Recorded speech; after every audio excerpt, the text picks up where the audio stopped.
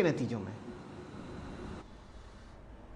डीमार्ट के नंबर्स अच्छे रहे हैं, जहां पर हमने देखा है प्रॉफिट में करीब करीब 53% तक की वृद्धि देखने को मिली है। 414 करोड़ पर यह आंकड़ा आया। बाजार अनुमान लगा रहा था 380 करोड़ के आंकड़े का। इबिटा में 47% तक की वृद्धि दर्ज हुई है। 613 करोड़ का यह आंकड़ा है। 586 करोड़ का अनुमान था। मार्जिन्स भी 8% के अनुमान के सामने 8.6% पर आए हैं। तो Q4 स्ट्रांग रहा है अनडाउटेडली, उसमें कोई संदेह नहीं है। लेकिन जो Q1 को लेकर मैनेजमेंट की कमेंट्री है वो ये क्लियरली इंडिकेट कर रही है शेयर कि लॉकडाउन का इनके बिजनेस पर असर देखने को मिला है। हालांकि मैनेजमेंट ये कहता है कि पिछले साल की तुलना में इस साल ज्यादातर लोग बेटर प्रिपेयर्ड थे, लेकिन इनके 80% से ज्यादा स्टोर्स बहुत ही कम समय तक खुले हैं। जैसे मुंबई का ही उदाहरण ले कि आप सिर्फ शॉपिंग 7 से सुबह 11 बजे के बीच कर सकते हैं। कर्नाटका में 7 से 10 बजे के बीच का आंकड़ा है। तो ड्यूरेशन जो इन स्टोर्स की खुली है, जहां पर लोग वॉक इन करके शॉपिंग कर सकते हैं, वो कम हुई है। इसका इंपैक्ट Q1 में जरूर देखने को मिल सकता है। लेकिन अगर आप सिर्फ Q4 के नंबर्स पर परफॉर्मेंस भापेंगे तो बहुत ही बढ़िया प्रदर्शन चौथी तिमाही में डीमार्ट का रहा है।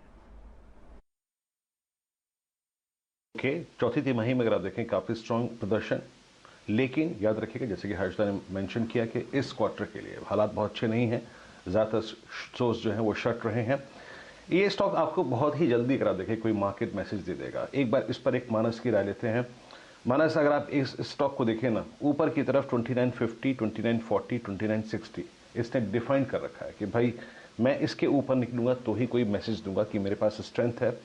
और एक और चीज़ अगर आप याद रखें, 25 मार्च के बाद इसने 100 डेमा को कभी भी वॉलेट किया है तो सिर्फ वो एक सेशन में वो भी रिकवर हो गया था। आज इन नंबर्स के बाद दो बातें हर्षदा ने कही, Q4 स्ट्रांग, लेकिन Q1 के लिए अगर आप देखें हालात अच्छे नहीं हैं। आप कैसे अप्रोच करेंगे और रेंज डिफाइन कीजिए प्लीज इस स्टॉक की।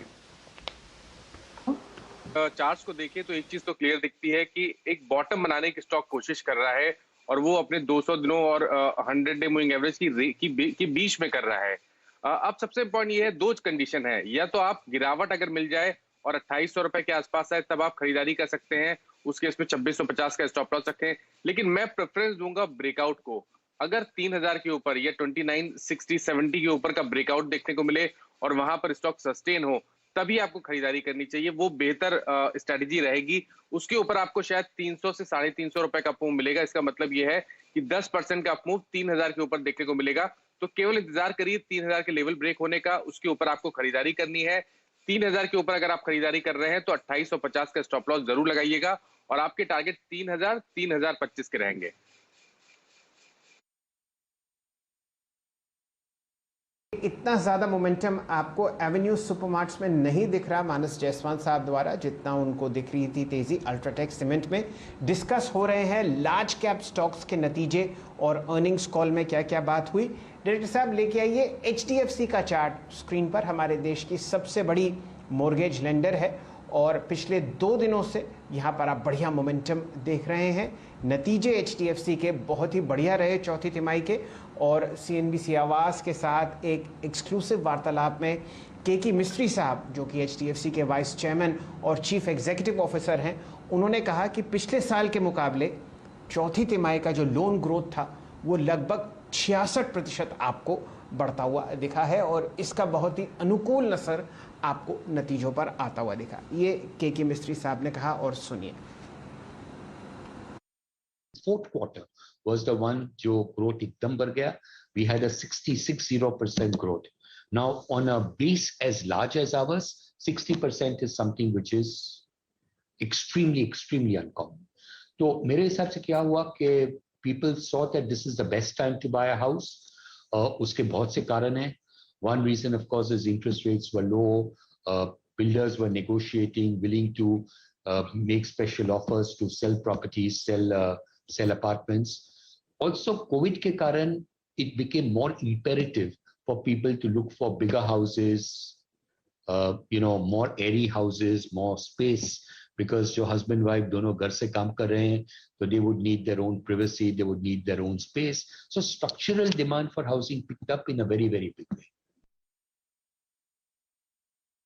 चलिए, आपको बहुत ही 200 DMA के पास HDFC एक बढ़िया बाउंस लेता हुआ दिखेगा।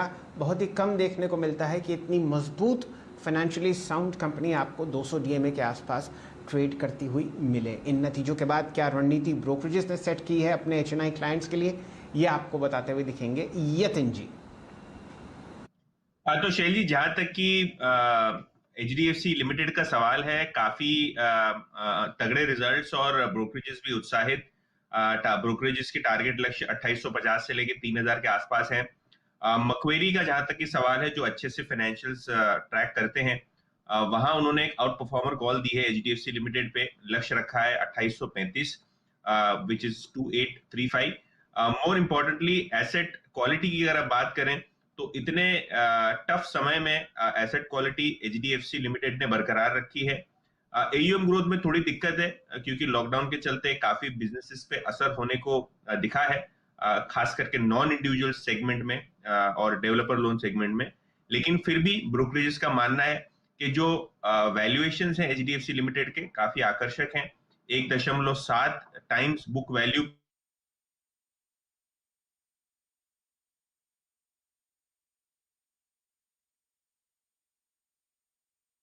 ये यतिन जी से साथ थोड़ी ही देर में जुड़ेंगे, लेकिन स्वागत करते हैं अपने मित्र राहुल शर्मा साहब का।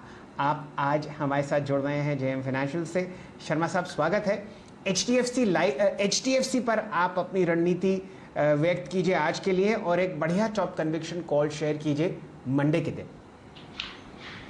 जी हाँ, बिल्कुल। देखिए, HDFC ने फ्राइडे के सेशन में यहाँ पर एक अपने जो 50 DMA का रेजिस्टेंस है वहाँ तक छलांग लगाई है। शॉर्ट कवरिंग देखने मिली थी फ्यूचर सेगमेंट में हमें।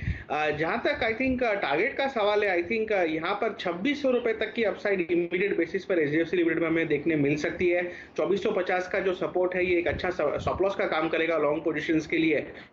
और जनरली हमने देखा है ब्रॉडली जब 50 DMA क्रॉस हुआ है तो स्टॉक्स का जो इंटरमीडिएट ट्रेंड है वो वहां पर रिवर्स होते देखने को मिलता है और अच्छी अपसाइड आने वाले सेशंस में आती है। तो मेरे हिसाब से जैसे ही स्टॉक अपनी 50 DMA जो कि तकरीबन 2510 के आसपास है वो निकालेगा, उसके ऊपर एक अच्छी तेजी आने की उम्मीद है।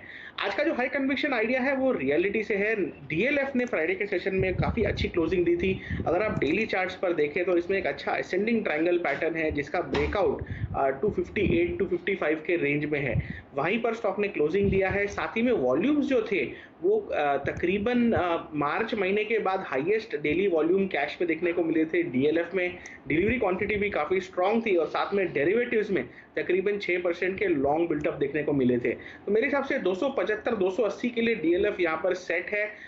पोजिशनल बेसिस पे अच्छी अपसाइड देखने को मिल सकती है। 248 के स्टॉप लॉस से DLF को बाय करें, और जो हिसाब से आई थिंक यहाँ पर टेक्निकल और डेरिवेटिव सेटअप है, मेरे हिसाब से मार्केट की तेजी के साथ में रियलिटी स्टॉक्स में अच्छा मोमेंटम यहाँ पर देखने को मिल सकता है।